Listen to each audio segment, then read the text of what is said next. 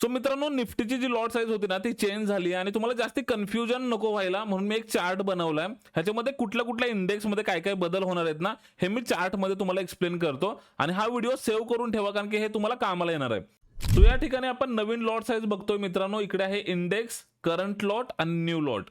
Nifty 50चा lot size किती होता? 75 होता, तो आता 65 झाला. बँक निफ्टी होता 35, आता 30 झाला. फिन निफ्टी होता 65, तो 60 झाला. मिड कॅप निफ्टी 140 होता, 120 झाला. आणि निफ्टी नेक्स्ट 50 जो होता 25, तो ॲज इट इज आहे, त्याच्यामध्ये काय चेंजेस नाही आहेत. आता हे जे बदल घडलेत ना ह्याच्यामुळे होणार काय तुम्हाला सांगतो. ह्याच्यामुळे तुम्हाला कमी पैशामध्ये ट्रेडिंग करता येऊ शकते. कमाल कर दिया आपने. कितने टैलेंटेड है आप. अमेजिंग. आणि हे बदल का होतात ते पण सांगतो तुम्हाला. As per the SEBI rule ना कॉन्ट्रॅक्ट व्हॅल्यू जे आहे ना त्याचा एक प्राइस बँड ठरलेला आहे, त्याच्यामध्ये ते स्टेबल ठेवले पाहिजेत.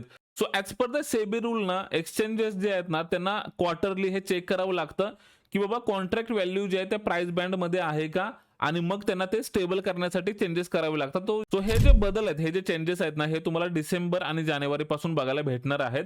सो ॲज ऑफ नाव तुम्ही हे जे व्हिडिओ आहे, ही जी रील आहे ना ही सेव्ह करून ठेवा बिकॉज हे तुमच्या कामाला येणार आहे. ओके.